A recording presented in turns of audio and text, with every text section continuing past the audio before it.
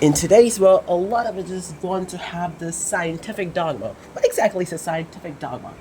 That is actually a focal lens to all which everything must be seen through scientific focal lens. It actually sounds good, right? Rationalism, scientific focal lens, that is exactly what people need. But when we try to look into it, even if the modern is science, we try to look at how a politicized system, how it has become from the 1500s to 1700s, how things have changed so far.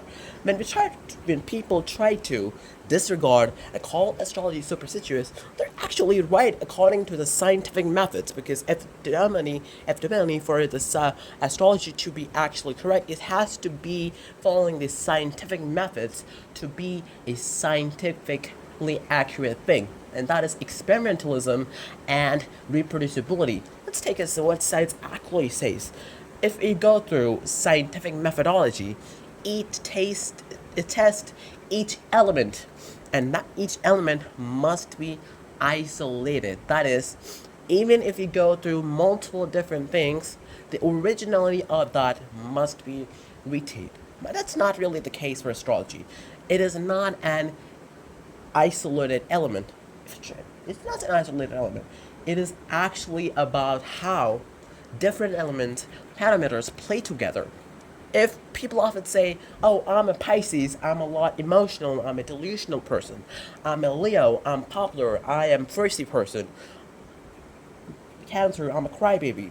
These stereotypes obviously sound absurd because they do not have the actual standing. People are right when we say, oh my gosh, this is stupid.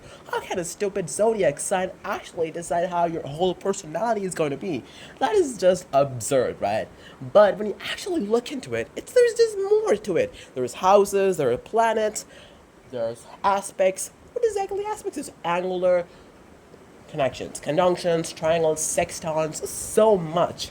There's also other systems, KP systems, all other different astrological concepts to connect together. And then we conclude that this planet, this sign, will act according to this.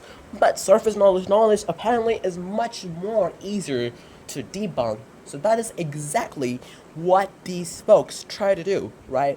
It is exactly what these folks try to do. If you try to bring up more argument and analogy that actually debunks these things, I want you to comment down under, and I will likely to make more videos on it so that we have a more clear civic discussion.